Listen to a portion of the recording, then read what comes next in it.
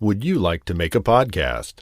Spotify has a way to let you make one easily, distribute it everywhere, and even earn money, all in one place, for free. It's called Spotify for Podcasters, and here's how it works. Spotify for Podcasters lets you record and edit right from your phone or computer, so you can start creating today. Then you can distribute your podcast to Spotify, and everywhere else podcasts are heard. And video podcasts are also available on Spotify. With Spotify for Podcasters, you can earn money in a variety of ways, including ads and podcast subscriptions. And best of all, it's totally free. You know, ever since I discovered Spotify for Podcasters, I've enjoyed sharing my favorite stories with children around the world. If you've ever thought of starting your own podcast, download the Spotify for Podcasters app or go to spotify.com/podcasters to get started.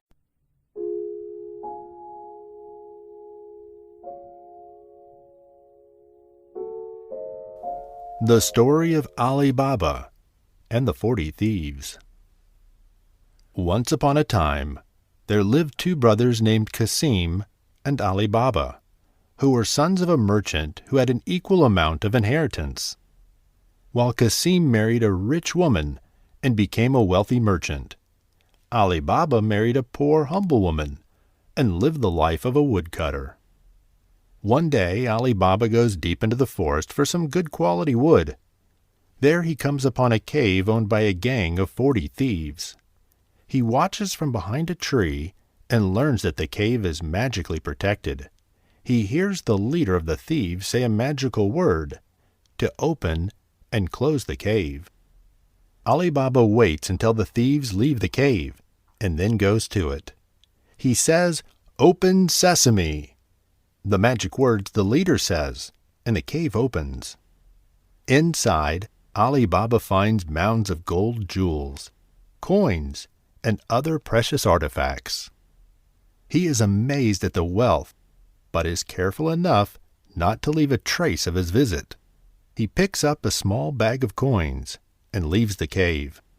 Once outside, he utters the magical words, "Close sesame," to close the cave. When Ali Baba returns home, he tells his wife all about the cave and the thieves. They borrow weighing scales from Qasim to measure their new wealth. Being devious, Qasim's wife applies some wax under one of the scales to find out what her brother-in-law had acquired. When the scales are returned, she is shocked to find a gold coin stuck to the bottom. After a lot of prodding by his wife, Qasim asks Ali Baba about the money. He persuades his brother into revealing the mystery behind the gold coins. Ali Baba tells him everything, but only after convincing Qasim not to reveal the secret to anyone, including his wife. The next day, Qasim goes to the cave, taking a donkey along, hoping to bring back as much wealth as possible. As Qasim opened the door, he was excited at the sight of all the gold. He quickly fills his bags with as many gold coins and jewelry as possible. But in his excitement, he forgets the magical words to open and close the cave door. When the thieves return, they find Qasim inside the cave. Angry at Qasim, the thieves kill him and hang him outside the cave door as a warning to anyone who might try to steal from them again. When Qasim did not return home from the cave, his worried wife tells Ali Baba, who then goes to the cave and finds his brother's body. Heartbroken, Ali Baba takes his brother's body down and returns home.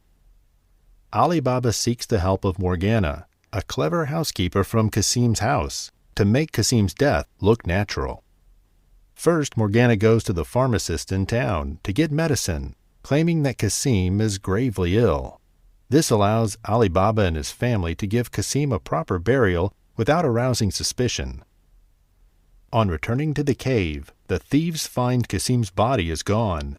The leader, worried that someone else knows the secret of the cave, sends one of his men into town to ask questions. The thief talks to different people in the village and comes across Mustafa, who tells the thief about a funeral held earlier that day. Telling Mustafa he'd like to pay respects to the family, Mustafa agrees to take the thief to Ali Baba's house. The thief marks the door on Ali Baba's house with a symbol and goes back to get the rest of the gang. Morgana sees this and marks all the other houses in the neighborhood with the same symbol. The next day, the leader and the thieves return to the town only to find all the houses marked with the same symbol. Angry, the leader assigns the job to another member of the gang. The second thief manages to find Ali Baba's house and chips the wall of the house as a mark. Morgana foils the thief's plan again by cracking the walls on all the other houses in the neighborhood. Unable to find the house yet again, the leader decides to complete the task himself. The leader of the gang memorized the exterior of Ali Baba's house and returned the next day posing as an oil merchant. The leader arrived into town with 40 donkeys, each carrying a barrel, one barrel containing oil, and the remaining hiding the 39 thieves. He requests Ali Baba's hospitality and tells him he has 40 barrels of oil for trade. Morgana once again learns about the plan of the thieves. So she unties the 40 donkeys and leads them to the docks and onto a cargo ship about to set sail. At midnight, the leader comes to wake up the thieves, and instead, he finds them all gone. Now afraid and alone, the leader escapes town never to be seen again. Ali Baba was impressed by Morgana's intelligence and quick thinking. Grateful that she saved his family's life, Ali Baba makes her a part of his family. 1 year later, Ali Baba decides to visit the cave again, as there were no robbers left from the gang of 40. As he reaches the cave, he says the magic words, "Open Sesame," to open the cave door.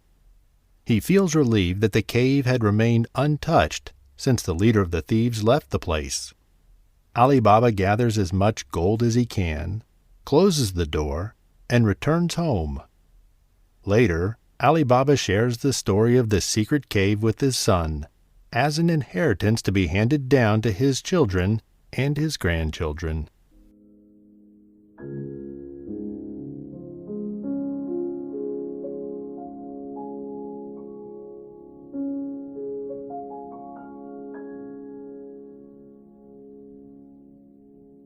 Thank you for listening to Bedtime Stories. Please make sure you follow us for more stories and, of course, share them with a friend.